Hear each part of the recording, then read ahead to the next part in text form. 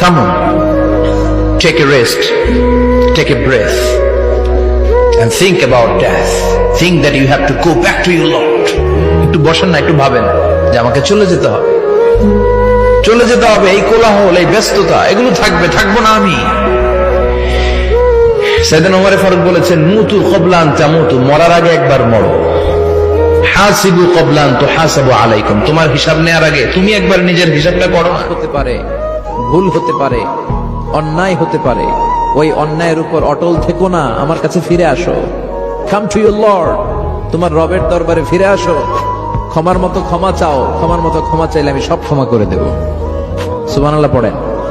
রব্বুল আলামিন বলেন, ইয়া আইয়ুহাল্লাযীনা আমানু তুবু ইলাল্লাহি তাওবাতান নাসুহা। ও বিশ্বাসীরা, ভুল করেছো, অন্যায় করেছো, পাপ করেছো, জুলুম করেছো, আমার কাছে ফিরে আসো, ক্ষমা চাও। ক্ষমার মতো ক্ষমা চাইলে সব গুনাহ মাফ করে দিতে পারে কে? পাপ নাই, গুনাহ করি নাই, এরকম কেউ আছি? কথা বলেন।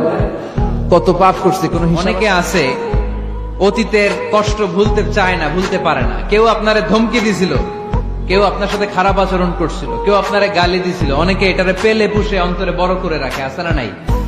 ভুলতে চায় না, মনের ভেতরে রাগ পেলে পুষে রাখা ঠিক না। মনে মনে কয়, তুই আমার বিষ্ণু বললেন 60 থেকে 70-এর মধ্যে আমার উম্মতরা মরে শেষ।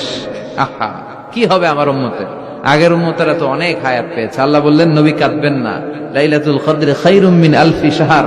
ওদেরকে হায়াত দিছি আর আপনার উম্মতরে লাইলাতুল কদর দিয়েছি।